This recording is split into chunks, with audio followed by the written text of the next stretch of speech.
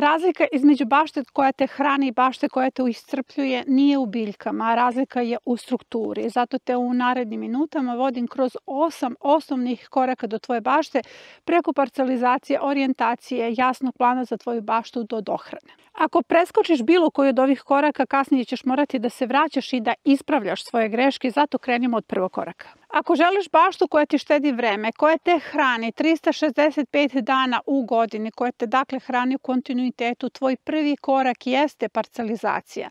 Taj ulog vremena koji uložiš u parcelizaciju je trajna vrednost, zato što parcelizaciju radiš samo jednom. Kao što možeš da pratiš na YouTube kanalu, u svim epizodama se vidi da je moja parcelizacija uvek ista. Naprosto ja samo proširujem svoju baštu, ne menjam svoju parcelizaciju. Zato što je ovo no-dig sistem i ako želiš no-dig baštu, tvoj prvi korak jeste da na pravi način uradiš parcelizaciju. Parcelizacije mogu da budu različite. Možeš da vidiš kako izgledaju različite varijante parcelizacije za baštu od 100 kvadrata. Ove parcelizacije su sastavni deo projekta bašte za primorsku klimu koji je još uvijek dostupan, što znači da je zaista potrebno da se maksimalno iskoristi prostor, jer kada se jednom uradi parcelizacija, to je zapravo trajna vrednost. Parcelizacija ujedno podrazumeva da ćeš optimalno da iskoristiš svoj prostor, da ćeš optimalno da ostaviš prostor za staze, da sve što radiš u buduće radiš na prostoru tvoje gredice, ne na prostoru staza i na taj način i ti sam postaješ efikasniji, a i bašta se hrani godinama jer ovo je no-dig sistem. Zapravo za parcelizaciju ti nije potrebno ništa mnogo od nekakvih repromaterijala. Kao što vidiš, ja nemam nikakve ograde, daske. Samo na jednom delu bašte postoje neki crebovi koji sam žela da iskoristim, ali zapravo ja ne savjetujem bilo kakvu ogradu. Sve se to prepušta tvojoj ličnoj volji. Ukoliko želiš nešto da iskoristiš, ti ćeš napraviti parcelizaciju sa nekim materijalima, ali realno za parcelizaciju ovog tipa, ako želiš da postaviš permamodele, potrebno da imaš 4 bilo kakva kolca, da ih postaviš po ćoškovima, da razvučeš bilo kakvu špagu i da usred samog centra, dakle onog centra koji je parcelisan, uradiš uslojavanje. Uslojavanje je naredna tema, ali da zaokružimo samo parcelizaciju, sve te špage i te kolce možeš samo da prenosiš dalje. Dakle, ne mora to da bude nikakva velika investicija. Ako imaš naš projekat bašte, dobio si 15 varijanti parcelizacija. Dovoljno je da izabereš jednu i postaviš je upravo onako kako sam rekla. Ali ako nemaš naš projekat bašte i želiš sam da uradiš parcelizaciju, jako je bitno da idemo na drugi korak, a to je orijentacija. Da bi ovakva jedna bašta štedela vreme i ujedno štedela novac, jako je bitno da se radi mešovita sadnja na samim gredicama. Ovo su multifunkcionalni sistemi u kojima imaš mnogo veću berbu sa jedne gredice. Upravo zbog toga što se na taj način kombinuju biljke na osnovu plodoreda, afiniteta rasta, dužine vegetacije, alelohemikalija, jako je bitna orijentacija gredice. Gredice se orijentišu u pravcu istok-zapad i potencijalno u ukrštanju. Šta konkretno znači ukrštanje, pokazat ću ti na narednom crtežu. Prvi primjer je kada je gredica u orijentaciji istok-zapad, a drugi primjer je kada je gredica na ukrštanju, odnosno kompletna parcela se nalazi na ukrštanju. Sada ćete vidjeti kako izgleda takva parcelizacija. Ovo je primjer kada imamo takvu poziciju parcele da radimo orijentaciju gredice istok-zapad. A sa druge strane, ovo je primjer kada nam se kompletna parcela nalazi na ukrštanju i kada je potrebno da uradiš orijentaciju gredica ovako, gdje je svaka gredica na ukrštanju. Po ovome možeš da zaključiš da je orijentacija uslov za dobru parcelizaciju. Ali sada, kada si uradio parcelizaciju, potrebno je da uradiš uslojavanje, što je tvoj treći korak do no-dig bašte. Zapravo, uslojavanje u tom slučaju kada se nađeš na jednoj ledini, radi se tako što se postavljaju nadzemni permamodeli. jako je jednostavno. Koristiš svoje resurse, svi resursi u tvom okruženju dolaze u obzir. Potrebno je da se uradi kabasti sloj na jednoj ledini. Kabasti sloj je drenažni sloj. Ovo je bukvalno kao da se postavljaju komposteri, ali ako ti ne znaš i nikada nisi postavio kompostiranje, ta informacija tebi ništa ne znači, ali je najvažnije da znaš da su permamodeli direktni komposteri. Nakon kabastog sloja ide sloj svežeg otkosa, to može da bude bukvalno bilo šta u tvom okruženju. Nakon toga ide 10 cm sena, a može da se iskoristi i slama ukoliko nemaš samo seno, ali savjetujem da slama ide na vrh, nikako unutra, zato što se jako sporo razgrađuje. Nakon toga ide stajnjak. Preko stajnjaka može kuhinjski otpad, piljevina, šta god imaš od tog otpada organskog koji želiš da iskoristiš i preko toga ide 10 cm sena i kao što sam rekla, ako imaš slamu, možeš i slamu da iskoristiš. Na taj način, kada se završi uslojavanje, mogu se skloniti špage sa strane i oni obeleživači, jer oni više nisu potrebni zato što je sam permamodel uslojen, potrebno je njega dobro zaliti jer zalivanjem se istiskuje vazduh i on je nakon toga odmah spreman za setvu i sadnju. Čim uslojiš permamodel, u istom trenutku, odnosno u istom satu, možeš i da obaviš setvu i sadnju. Motivaciona biobašta je ujedno i no-dig bašta. Šta konkretno podrazumeva? Treba iskoristiti benefite takve bašte. Benefit bašte jeste da sa jedne gredice možeš da se hraniš mnogo više nego recimo i nekoj zaoranoj bašti.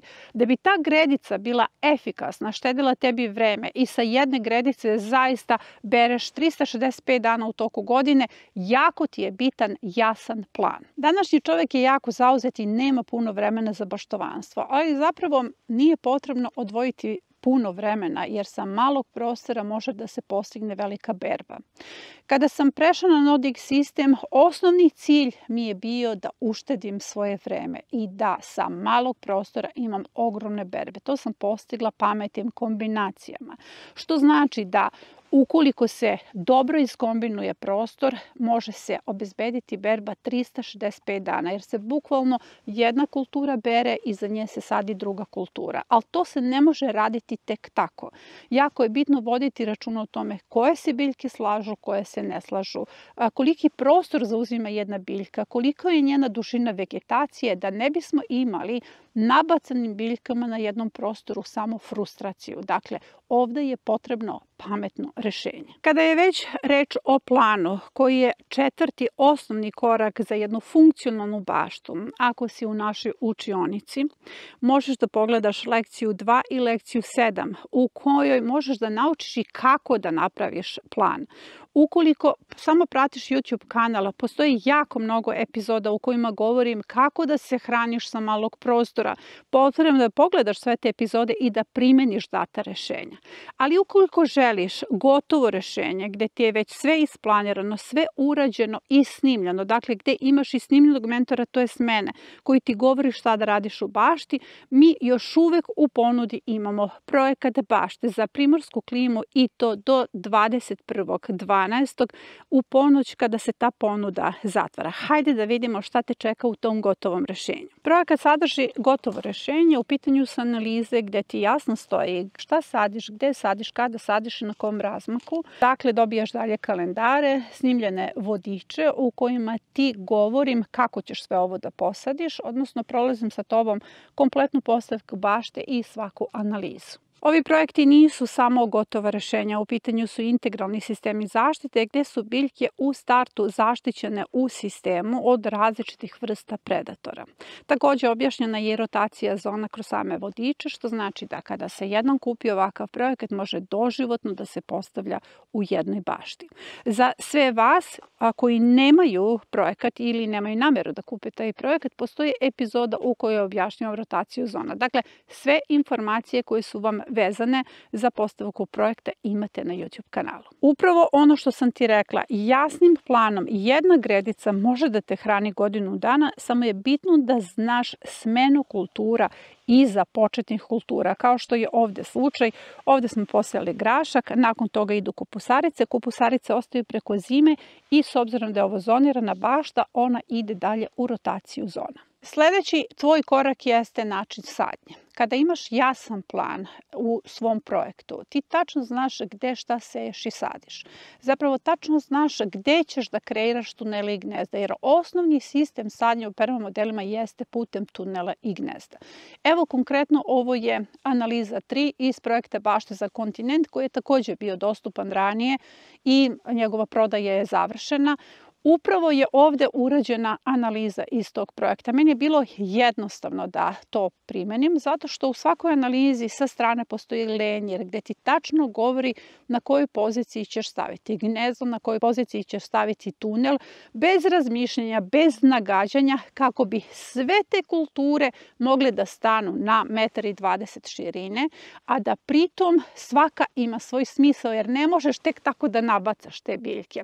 Primjera radi, ovde je beli luk glavna kultura. Ovde između belog luka se nalazi spanać koji je sporedna kultura. Dakle, taj spanać je bukvalno gratis ili poklon biljka, poklon hrana na ovoj gredici. Na taj način sa jedne gredice se bere mnogo više kultura.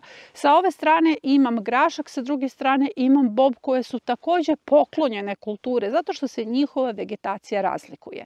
Sve ove kulture su posejane u jednom te istom sistemu. Tunel i gnezdo. Ovo je primjer tunela. Za tunele i gnezda je potrebno da napraviš mešavinu 3-2-1, zato savjetujem da se pogleda epizoda kako uslojiti permamodele, gde upravo pokazujem sve varijante pripreme te mešavine.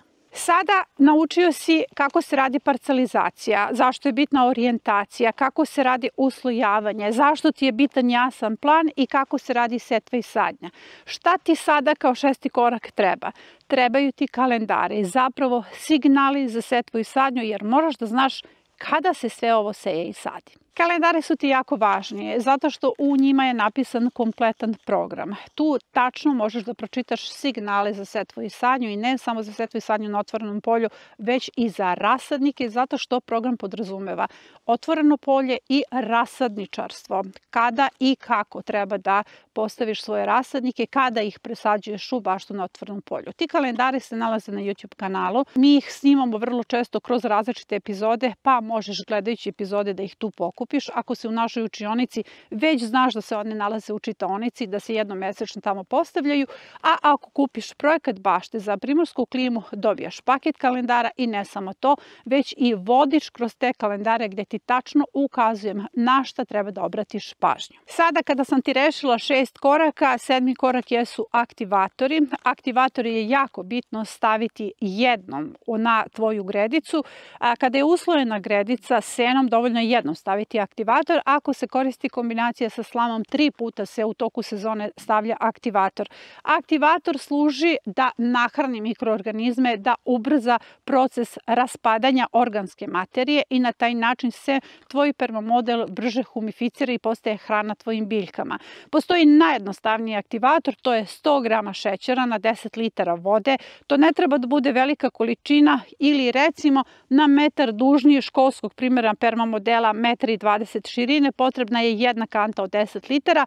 S obzirom da se aktivatori stavljaju samo jednom u toku sezone, posveti se tome onda kada imaš vremena. I poslednji 8. korak do tvoje bašte jeste dohrana. I sada će te iznenaditi jedna informacija. Ako uzgajaš u permamodelima, jedina dohrana tvojim biljkama jeste voda. Zapravo, permamodeli su direktni komposteri, na njih se stalno stavlja organska materija i sve što ti je potrebno jeste samo da ih zalivaš, jer sam komposter sam po sebi treba da ima dovoljno vlage da bi uopšte došlo do razgradnje organske materije. Jedino što se dohranjuje jesu biljke koje su na neki način napadnute, koje su oštećene, tada je potrebno samo da obezbediš tekuće biljno đubrivo na bazi azota i to ti je dovoljno. Sada si sa ovih 8 koraka spreman za svoju baštu. Ako si ispratio svih 8 koraka, sada možeš da vidiš da bašta uopšte nije komplikovana, ali traži red. A svi ovi koraci imaju smisla samo ako su povezani u celinu, zato sam i napravila projekat bašte. Trenutno je dostupan projekat bašte za primorsku klimu, dostupan je još 4 dana i link za više informacija nalazi se u komentaru ispod ove epizode.